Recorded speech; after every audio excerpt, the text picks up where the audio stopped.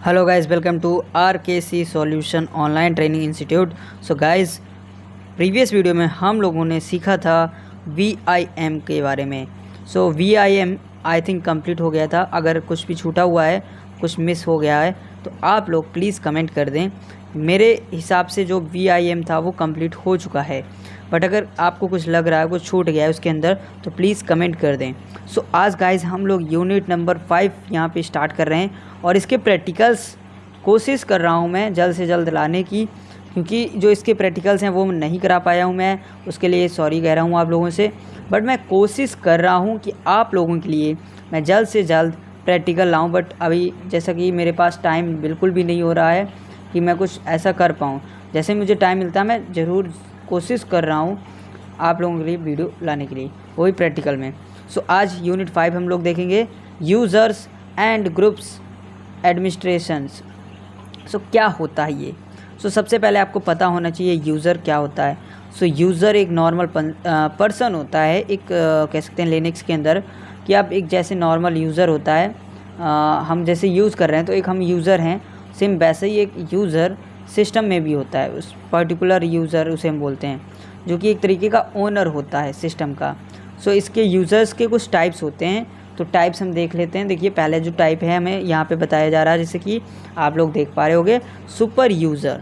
Super user मतलब root user, जो पेड़ होता है, जैसे कि कोई पेड़ की रूट होती है, वैसे ही यहाँ पे एक रूट यूज़र है जिसको हम सुपर यूज़र बोलते हैं। सेकेंड यहाँ पे है सिस्टम यूज़र।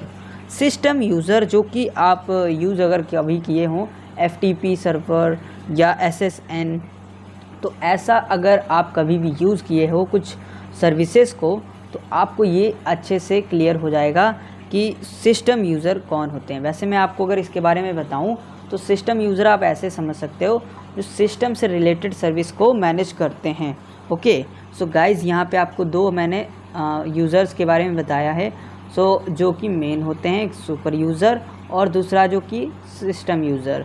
थर्ड यहाँ पे होता है नॉर्मल यूज़र। नॉर्मल यूज़र ये सिंपली आप बोल सकते हैं मनी या मैनी, कुछ भी इसको आप बोल सकते हो। यहाँ पे कोई ऐसा डिसाइड नहीं है इसका नेम, बट यहाँ पे लिखा हुआ है जैसे कि मैंने मनी। काफ़ी जगह आपको ये लिखा मिल जाएगा। ओके, नॉर्मल यूज़र जिसको हम बोलते हैं।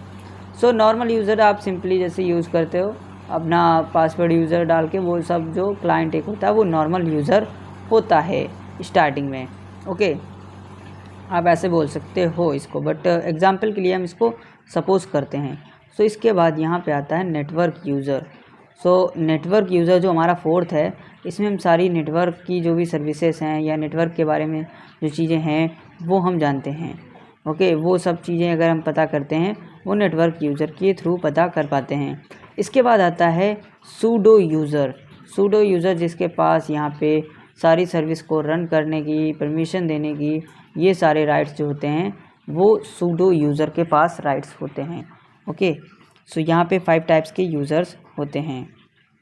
इसके बाद यहाँ पे आप देख पा रहे होंगे जैसे कि यूज़र के बारे में यहाँ पे कुछ इन्फॉर्मेशन बताई है। UDI जो आइडेंटिफाई करने के लिए होता है वो यहाँ पे बताया गया है। तो चलिए हम स्टार्ट करते हैं इसके बारे में। यहाँ पे सबसे पहले यहाँ पे जैसे कि बताया गया है, every user can be identify by it UDI। देखिए, ये जो भी नोट्स मैंने यहाँ पे बना रखे हैं, ये नोट्स कुछ सेट नहीं सही से मैं कर पाया क्योंकि टाइम कम था। बट आपको ये नोट्स अगर चाहिए तो आप मेरे टेलीग्राम से ज्वाइन हो सकते हैं। मेरे को टेलीग्राम पे जितने भी लोग ज्वाइन होंगे उन सभी को काफ़ी कुछ सीखने को मिलेगा, टोटल फ्री ऑफ कॉस्ट। मैंने बहुत सारे कोर्सेस जो कि काफ़ी कॉस्टली होते हैं वो मैंने फ्री में अपने चैनल पे, उस टेलीग्राम के चैनल पे या कह सकते हैं ग्रुप पे शेयर किए हैं, और मैं शेयर करता रहता हूँ। जैसे ही मुझे कुछ मिलता है तो मैं टाइम निकाल के उसके चैनल या ग्रुप पे शेयर कर देता हूँ।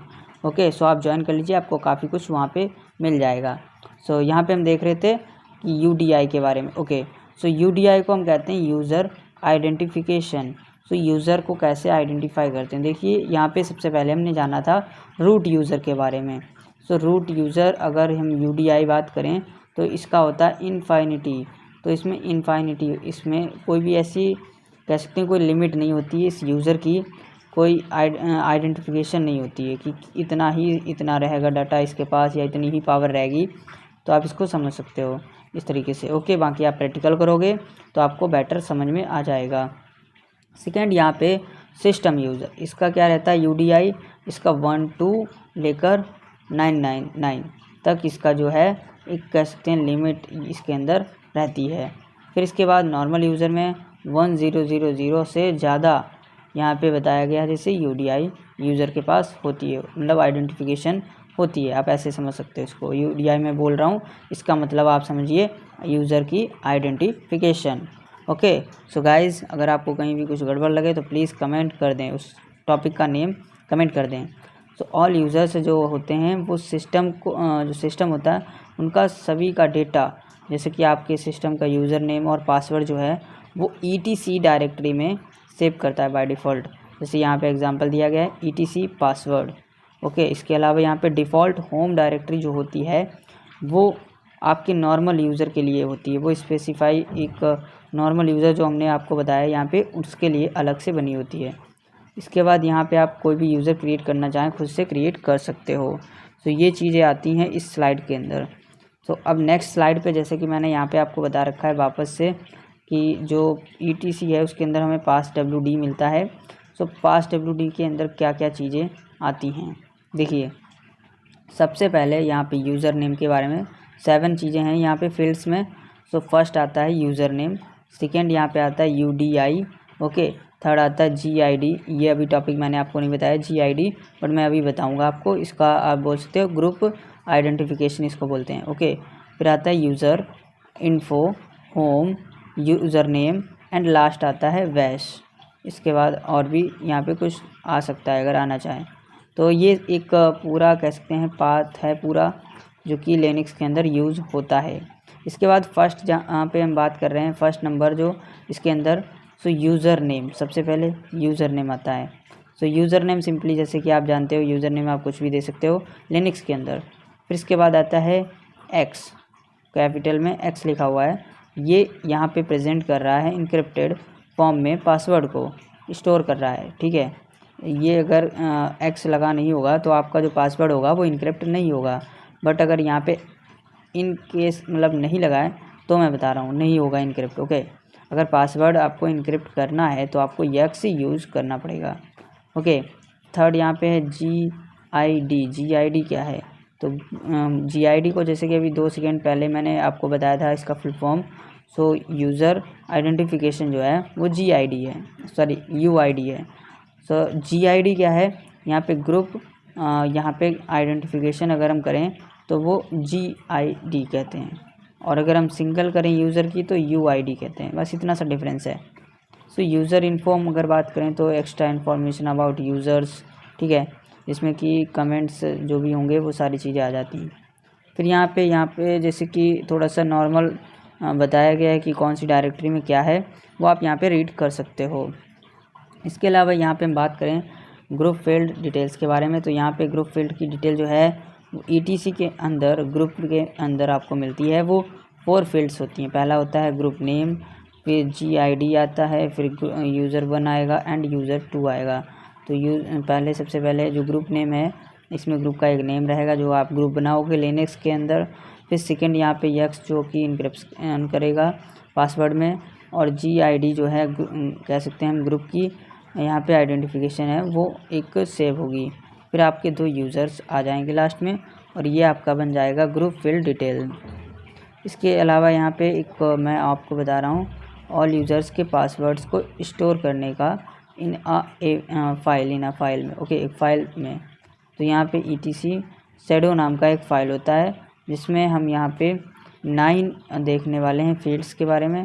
तो 9 फील्ड्स में से आपको यहाँ पे टोटल 5 या 6 फील्ड्स रहेंगी, बट मैं कुछ बता दूंगा आपको, थोड़ा सा आइडिया आपको लग जाएगा। देखिए यहाँ पे सबसे पहले यूज़र नेम आता है, फिर आपको X मिलेगा जैसे कि इनक्रिप्शन करने के लिए पासवर्ड को। फिर यहाँ पे आपको मिल रहा है जैसे कि लास्ट पासवर्ड। तो आप देखते रहिए ब्लैक, जहाँ पे आपको एक ब्लैक दिख रहा होगा वहाँ पे आप देखिए ये चीज़ मैं बता रहा हूँ आपको। तो आपका इस तरीके से देख सकते हो लास्ट पासवर्ड चेंज आएगा। फिर यहाँ पे M मतलब यहाँ पे हो जाता है मिनिमम नंबर जो कि आप यूज़ कर रहे हो पासवर्ड में। एंड फिर इसके बाद आएगा कैपिटल M जो कि मैक्सिमम नंबर के लिए होता है। सेम चीज़ है पासवर्ड में यूज चेंज करते टाइम उस जो नंबर आप डाल रहे हो उसके लिए। फिर आता है यहाँ पे कैपिटल W जो कि होता है यहाँ पे warning for periods that a password जो कि एक्सपायर अगर आपके होगा पासवर्ड तो उसके लिए अबाउट में दे सकते हो। फिर यहाँ पे आता है आई यूज़ हो रहा है द नंबर ऑफ डे कितने डे के लिए जो है वो यहाँ पे आई यूज़ हो रहा है। लास्ट आता है E और E में आता है आपका जो अकाउंट है वो कब एक्सपायर हो रहा है। सो गाइज़ यहाँ पे जो वीडियो है आज फिनिश हो रहा है। इसके नेक्स्ट पार्ट में हम देखेंगे काफ़ी और भी चीज़ें। और अगर आपको कोई भी टॉपिक ऐसा लगा हो जो ना समझ में आया तो प्लीज़ कमेंट करें, वीडियो को लाइक करें, चैनल को सब्सक्राइब करें। मिलते हैं नेक्स्ट वीडियो में। Thank you for watching this.